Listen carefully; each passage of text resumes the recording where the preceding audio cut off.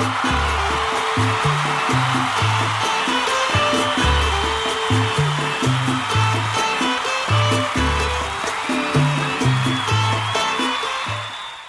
we were little kids and we're here at the Orinda Theatre watching movies. All of that's gone now. I mean, the movies are still here. Yeah. But we're here for another reason right now. I'm with Carlos Elizalde from Carnaval, the music of Santana. What a celebration. And how is that for you, playing the music of a great band like Santana? Well, you know, it's just, it's amazing because my family all grew up in San Francisco. My grandmother lived right there in the Mission District, right by Mission Dolores. So go play at the park. And I would go down 2 blocks to Mission Dolores Park, and there would be bands playing, Malo, all these, they would have on Sundays, they would have guys playing congas and stuff. And it was just like so amazing growing up with that. There had to be an identification thing for you to be able to say, wait, here's a guy who kind of comes from where I come from. Correct. And he's achieving on that kind of a level. Right. And now here you are, even though Carlos is still with us, you're taking that music and bringing it to people, many of whom remember it from way back, right, but also many who had never experienced it before. When you look out in the audience, what do you see? I see a variety of people. I mean, and it depends on where we're performing. Yeah. Like just this last weekend, Sutter Creek. I have no idea where Sutter Creek is. I've seen it on the map. Yeah. I don't know what that is. And then when we pull into this little gold rush country and I'm looking around, I'm going, uh-oh, you know, I hope they don't get, you know, blown away by the Latin and the tribal and Afro-Cuban beats and everything. I hope they're going to like it. You know, so that was that. And then you have the audience and you had a kid that was sitting in the front with the A's hat. And I said, as soon as we started playing, I said, hey, you how old? And he looked at me. I go, where the A's hat? He goes, yeah, my dad, you know. And so yeah, they brought this music to these people, and they're still continuously listening to it and digging it and wanting to hear it.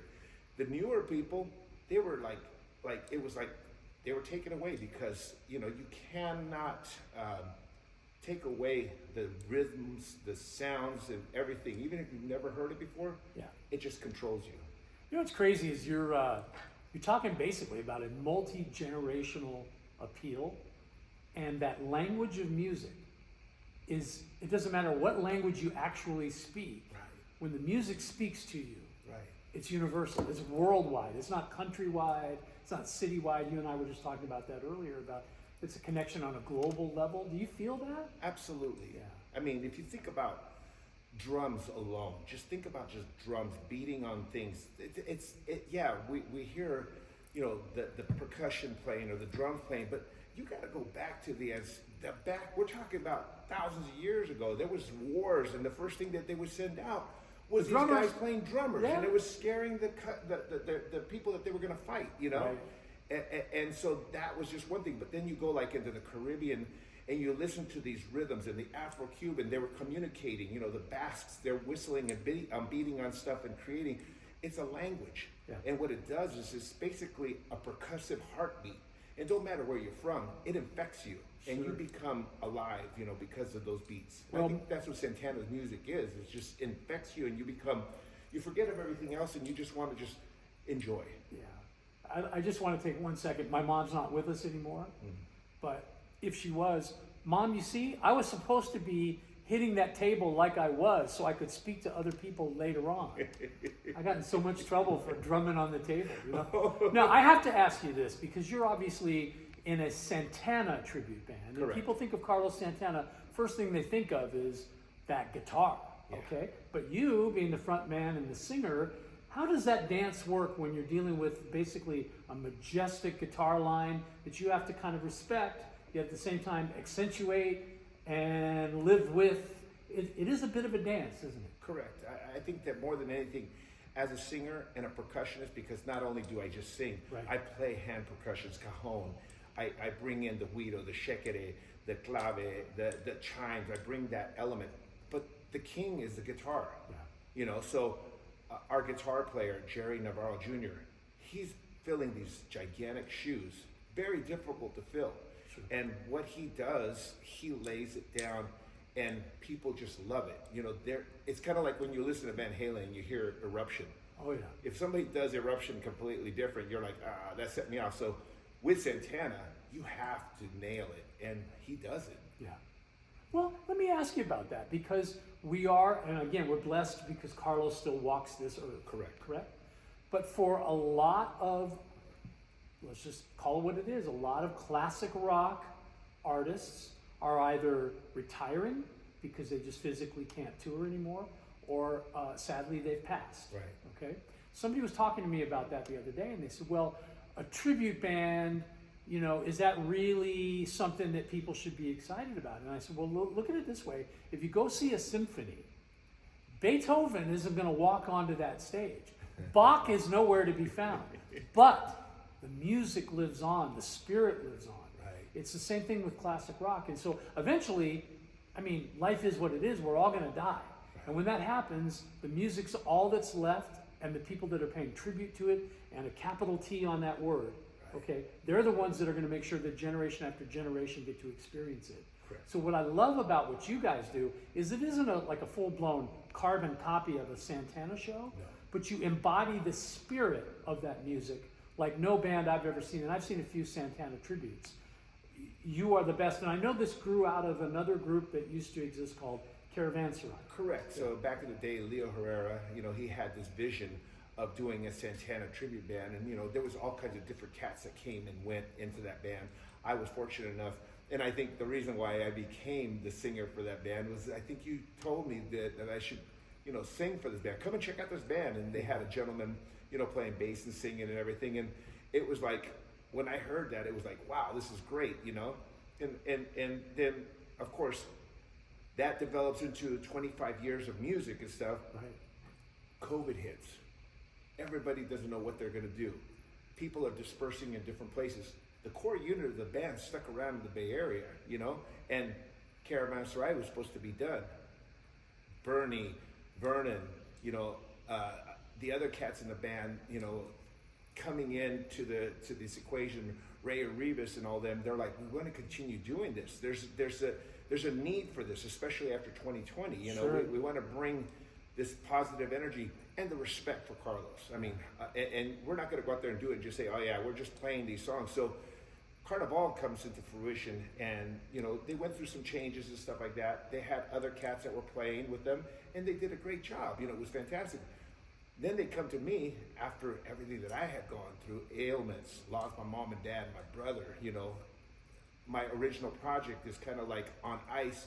And they said, what are you doing with music? And I'm like, I'm just sitting here just kind of like, licking my wounds. And all of a sudden they said, why don't you come to us? And so then all of a sudden this thing became, this beast. And then all of a sudden you've got like, on congas, you got Tam Sagayan, who's just, like Raul Rico. He's just beats like Raul Rico. You got the technician on timbales, Victor Nolasco. Yeah. You've got Vernon Aiken, the heartbeat on the drums. Again, I said Jerry Navarro on guitar, killing it. Ray Arribas bass, just heartbeat of the thing. Bernie Bersamina on keyboards, and this whole unit together has just become this tribute to Santana. Yeah. And it's more of not a tribute to the people, but it's just us playing the music and trying to hit every single note, and not make it our own, but be true to the sound. It's honor, it's respect. Yeah. Correct, homage, yeah. Okay, so again, getting back to where we started, we're at the Orinda Theatre in Orinda, California. 1941 was the year that this theater opened. Wow. And it's earned its reputation as being one of the most beautiful, ornate, fantastic experiences as a movie place. Okay, place to go see a great film. They just had sold out for Star Wars, the original Star Wars, the other night. Wow, that would have been a great show. Now we're stepping into a thing where they've dabbled before, but they never really fully committed, which is live performance. And guess who gets to kick off this entire series? You do. And not only that, but you're doing it on Valentine's Day. Oh. So tell me how that connection works. Latin lovers, love is in the air. Is it a great night to play? I would think it would be. It's a double-edged sword. Every time, Memorial Day, 4th of July, Christmas, New Year's Eve, there's always other things going on. Yeah. Valentine's Day, everybody's doing something because they want to capitalize, or they want to be a part of that to bring love to people. Sure. And of course, they want to perform. For us, it was a no-brainer. I got to tell you right now, you and I go back many years and stuff, and I've seen what you've done.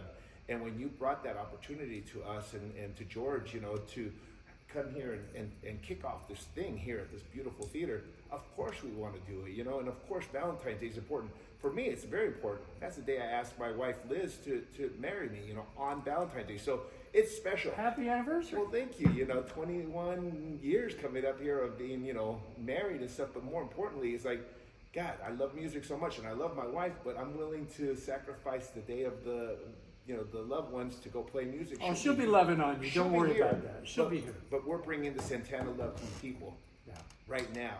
It is the perfect day when you think about it. It's a perfect, every day is a perfect day for Santana music because it lifts you up, especially when things are so crazy right now. Well, first of a kickoff series here in the spring of 6 shows, and it will be Carnaval. Say it the way you do because I can't roll the... No, you say, I mean, it's Carnaval. Carnaval. Carnaval, the Santana Tribute Band. Or if you go on the website, it's carnavaltheband.com. Okay, and you're again first of 6. You're going to be followed by the Beatles are going to be right after you, the reunion Beatles. I love that show. You've seen the show. I saw the show a couple times. I mean, the story and the timeline is a fantasy Beatles thing, and what I loved about it is like, what if these cats were still alive after they? What if John and George were still here? Yeah, and they toured and they did their solo albums, and now they get together to perform together. The guys in the band do a really great job. The visual stuff that you put up there is fantastic. It's a great show. And then after that, of course, Bay Area legends, Pablo Cruz. Oh my goodness, Pablo Cruz! I've seen Love Will Find a Way. Yeah, and it will. What you gonna do when she says goodbye? I'm gonna be crying if she says goodbye. And then after that, it's a tribute to Prince called When Doves Cry. Saw that show. Selling out everywhere. It's a fantastic show. Great show. ABBA. We stop right there for 1 second because that's a guy you know and love, Gary Raffanelli. Yeah, that's who gave me the bug. Really? Yeah, man. I lived across the street. Gary's a few years older than me. Couple. You know, a few. But here I am, this little kid in Richmond, don't know how to skateboard, really not good at sports, kind of a nerd. You know what I mean? Beating on stuff, but didn't know what I was doing. Every other day, you'd hear music coming out of this house at the Raffanellis. And if you don't know who the Raffanellis were, Mr. Raffanelli was involved with the church. He was involved with everybody. My dad wasn't around. He had already left. So he basically became my dad. Him and Mr. Inouye, which is Eric Inouye across the street, father, Mitch, they were like my dads. So, you know, it was a really nice community of people, but that music was infectious. So they finally let me come into the studio, and I would just sit there like, you know, a bug on the wall and just listening and watching, and that's it. It just infected me, and I was like, I want to do something with this. I mean, there's occasions in my life when I was growing up where I went, you know, to school, show and tell, and I showed up with this percussive part from Chicago, from the first album, Chicago Transit, or what was it called? CTA? Yeah. And there's this I'm like, oh my God, that's cool. So I did that in class, beating on stuff, you know, and they were like, looked at me like I was crazy. So he gave me the opportunity to know that, or give me the insight that you have artists in you. You just need to find what you want to do. Gary did that. Gary did that. Okay. And now this guy from Richmond is playing a guy from Sweden named Bjorn. So go figure, right? What a fantastic show. Abacadabra is, as far as I'm concerned, the world's greatest ABBA tribute group. Absolutely. Period. Bar none. Absolutely. And the crazy part is that there's a connection because obviously I didn't realize it was as close as you're saying. So he was basically a father figure to you for a while. Yeah, he was. Right? He was like. We'll remind him of that when he's here, of course. Yeah. But Gary is going to be here, and he was your neighbor. And then flash forward, it's 2007, and this guy comes to do the morning show at KKIQ. Love that show. And moves into San Ramon. And who lives next door to him? Carlos Elizalde and Wayne Coy are living right next door to each other, who also, of course, know Gary very well, and both of us respect him for everything he is. It's a very small world. Tiny. So Abacadabra's playing with Gary. I'm going to be here for sure. You're kicking the whole thing off on the 14th. Let's go. And then after that, I think we're doing Fleetwood Mac, which is Mick Fleetwood's endorsed Fleetwood Mac show. Yeah. There's so much to do at the Orinda Theatre, a place where maybe you're not used to seeing music, but you better get used to it because it's going to be an experience. Oh, yeah. Carlos, I cannot wait for Valentines Night. And for those of you that are watching, we're here at the Orinda Theatre, orindaconcerts.com. Get your tickets now. Start off with Carlos. Buy a ticket for all the shows. They're all going to be great, and there'll be more to come after that. Thank you, sir, for the time. Appreciate it. Are you ready? I just got a question. What time does the doors open? 6:30. And the show? 7:30. Now, is there places where they can eat around here? Oh, there's so many restaurants. This is a wonderful little, I don't know if you haven't been here, Orinda's a secret. It's a well-kept secret. You got BART right across the freeway. Right. It's freeway close. You've seen that theater marquee as you've driven by it for all these years. That's where the action's happening. And yes, you can literally walk to great food. You can walk to your car. The parking garage here is wonderful. All the spaces in the world. Parking's never an issue. Yeah. We're about to show everybody what it's all about. So thank you, sir. I appreciate you. Okay. Thank you for everything you've done. And I miss your morning wake-up coffee and listening to you play all the hits and stuff. But I'll just show up at your house and do it. yeah, that's okay. You can show up. Tell Liz I'm on my way. You know, I could have some tamales waiting for you, and and a michelada. We're going to go from tamales to timbales on Friday night. We'll see you then, right here at the Orinda Theatre. Let's go. All right.